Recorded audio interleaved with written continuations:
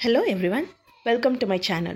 இன்னைக்கு நம்ம next 20 questions in PGTRB English question paper 2003ல பார்க்க போறோம்.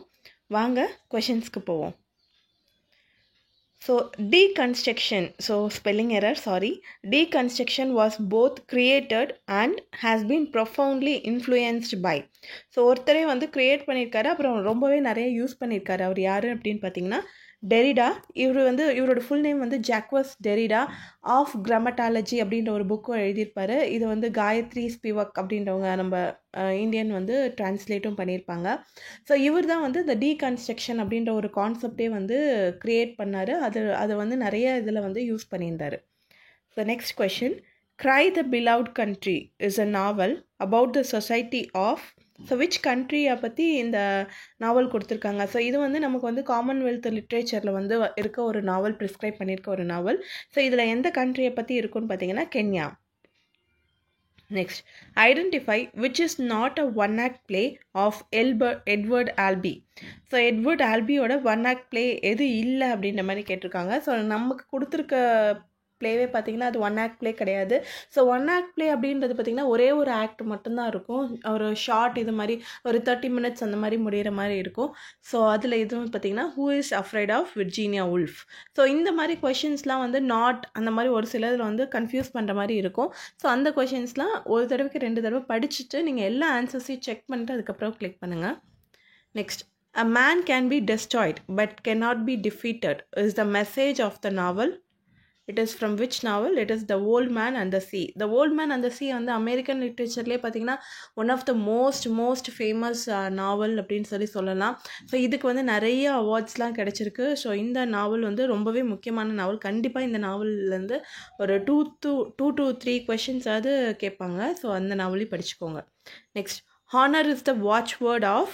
ஸோ இது வந்து ஹென்ரி 4 நமக்கு பார்ட் 1 இருக்குது இல்லைங்களா, அந்த இதுலேருந்து கொடுத்துருக்காங்க. ஸோ ஹென்ரி 4 அப்படின்னு அது வந்து கிங்கு. இங்கே பிரின்ஸ் ஹால் அப்படின்றது வந்து ஹென்ரி 4ஓட பையனாக வருவாங்க. அப்போ ஹென்ரி 5 வரவர். ஸோ ஹாட்ஸ்பூர் அப்படின்றவங்க வந்து அவங்களோட ரிலேட்டிவ் ஹென்ரி 4க்கு சப்போர்ட் பண்ணுற ஒரு பிரின்ஸ் மாதிரி வரவர். ஸோ இந்த வாட்ச்வேர்டு யாருது அப்படின்னு பார்த்தீங்கன்னா ஹாட்ஸ்பூர்து. ஃபால்ஸ்டப் வந்து இதில் வர ஒரு ஃபேமஸான ஃபூல். இந்த ஃபூல் வந்து ஒரு 2-3 இதில் வந்து யூஸ் பண்ணியிருப்பார் நம்மளோட ஷேக்ஸ்பியர். குவீன் எலிசபெத் வந்து இந்த குவீன் எலிசபெத்துக்கு இந்த பர்டிகுலர் கேரக்டர் ஃபால்ஸ்டஃப் அப்படின்றது வந்து ரொம்ப பிடிச்சி போய் திருப்பி அந்த கேரக்டருக்காகவே ஒரு ப்ளேவை வந்து க்ரியேட் பண்ணதாகவும் இருக்குது. ஸோ அது எந்த பிளேன்னு உங்களுக்கு தெரிஞ்சதுன்னா அதை கமெண்ட்டில் போடுங்க. Next, the press is called. So இதில் வந்து பார்த்திங்கன்னா ஒரு சொசைட்டியில் இருக்க ஒரு மேஜரான விஷயத்துக்கு வந்து first estate, second estate, third estate அப்படின்ற மாதிரி ஒரு இது கொடுத்துருந்துருக்காங்க. ஸோ அந்த இதில் த ப்ரெஸ் வந்து எந்த எஸ்டேட் அப்படின்னு பார்த்தீங்கன்னா 4th எஸ்டேட். ஸோ இதை வந்து ட்ரெடிஷ்னல் யூரோப்பியன் கான்செப்ட். அந்த 3 எஸ்டேட், ஃபஸ்ட்டு இருக்க 3 எஸ்டேட் என்ன அப்படின்னு பார்த்தீங்கன்னா clergy, nobility and the commoners. Okay, இதுதான் வந்து ஃபர்ஸ்ட் வந்து கிளர்ஜி, செகண்ட் நொபிலிட்டி, தேர்ட் வந்து காமனர்ஸ், 4th எஸ்டேட் வந்து த ப்ரெஸ். ஸோ இதை வந்து ஞாபகம் வச்சுக்கோங்க. Next, which one of the systems of value is used in All for Love? So All for Love நமக்கு ஆல்ரெடி தெரியும். இது வந்து ஆண்டனி அண்ட் கிளியோபேட்ராவோட பேஸ் பண்ணி அந்த இதை பேஸ் பண்ணி எழுதுனது. ஸோ ஆண்டனி அண்ட் கிளியோபேட்ரா அப்படின்னாலே நமக்கு தெரியும் அது வந்து ரோமன் பேஸ்டான ஒரு ஸ்டோரி, ரோமில் இருக்க மாதிரி ஒரு ஸ்டோரி. ஸோ அதனால் நமக்கு ஈஸியாக இதை கண்டுபிடிச்சாலும் it is Roman law. Next, the rape of the lock is. So இது வந்து ரொம்பவே ஒரு ஃபேமஸான எப்பிக் மாடலில் எழுதியிருக்க ஒரு ஹேர் கட் பண்ணுறது வந்து ஒரு கிட்டத்தட்ட ஒரு எப்பிக் மாதிரியே நிறைய ஏஞ்சல்ஸ் தான் க்ரியேட் பண்ணி எழுதியிருப்பார் நம்ம போப். ஸோ இது it is a mock epic. So இது வந்து அவரோட ஃப்ரெண்டு வந்து ரெக்வஸ்ட் பண்ணிட்டதுக்குனாக எழுதியிருப்பார். ஒரு ரியல் இன்சிடெண்ட்டை பேஸ் பண்ணி எழுதியிருப்பார். ஸோ அந்த ஃப்ரெண்டு யார் வந்து இந்த ரேப் ஆஃப் த லாக் எழுத சொன்னார் அப்படின்றதையும் கமெண்ட்டில் போஸ்ட் பண்ணுங்கள். Next, which of the following does not belong to Indo-European family? So நமக்கு வந்து லாங்குவேஜில் பார்த்திங்கன்னா எல்லாமே வந்து ஒரு பேஸ் ஸ்ட்ரக்சர்லேருந்து தான் வந்திருக்கு, ஒரு பேஸ்லேருந்து தான் வந்திருக்குன்ற மாதிரி நம்மளுக்கு வந்து டிவைட் பண்ணி கொடுத்துருப்பாங்க. ஸோ அந்த இண்டோ-யூரோப்பியன் ஃபேமிலியிலேருந்து 8 பிரான்ச்சஸ் வந்து நமக்கு வரும். 4 வந்து சென்டமாகவும் 4 வந்து சாட்டமாகவும் வரும். ஸோ இதில் பார்த்திங்கன்னா சென்டம்க்கு கீழே தான் வந்துட்டு நமக்கு இங்கிலீஷ் வரும். ஜெர்மானிக், அப்புறம் வெஸ்ட் ஜெர்மானிக், அது கீழே இங்கிலீஷ் வரும்.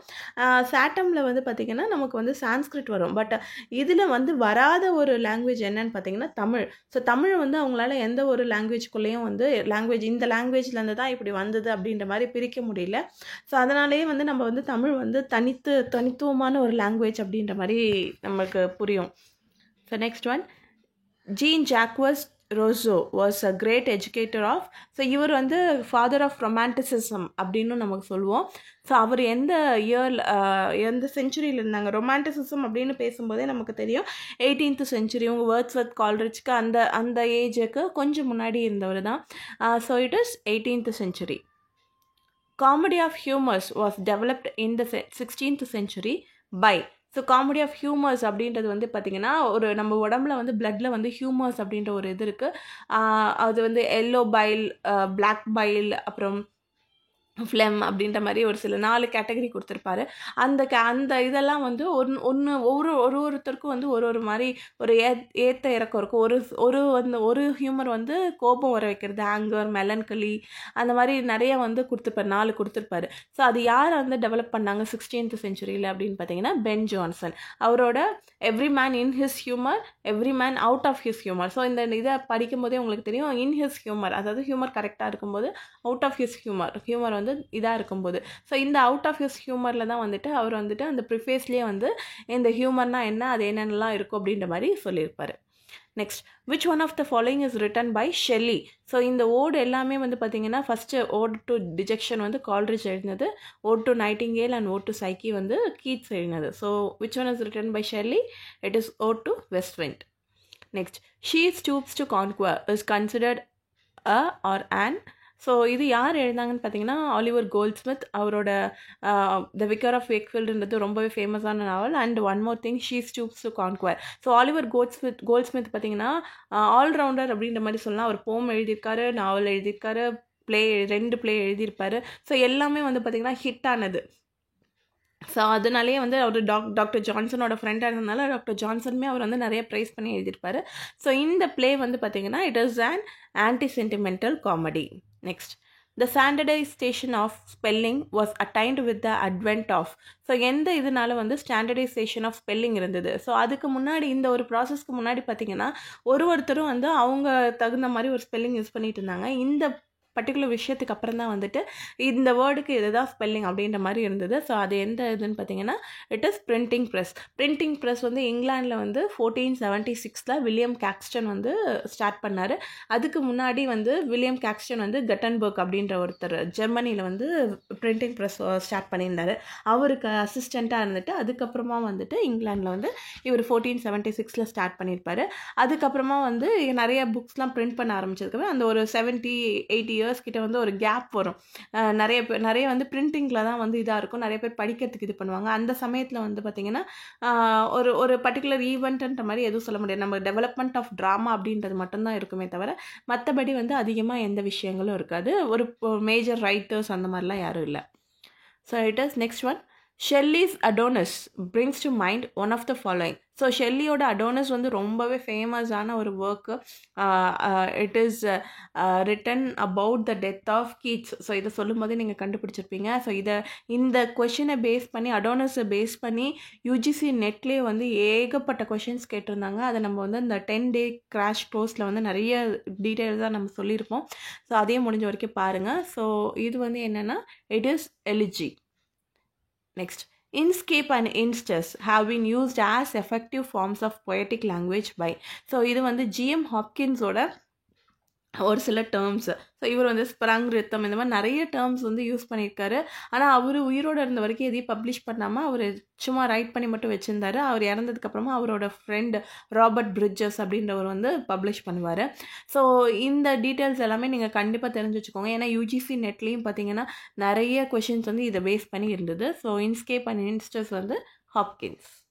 Next, one of the following words is formed through a process called meta-analysis. So meta-analysis அப்படின்ற ஒரு ப்ராசஸ் மூலயமா ஒரு வேர்டு வந்து ஃபார்ம் ஆயிருக்கு. That word is orange. Next, Byzantium symbolizes an image of.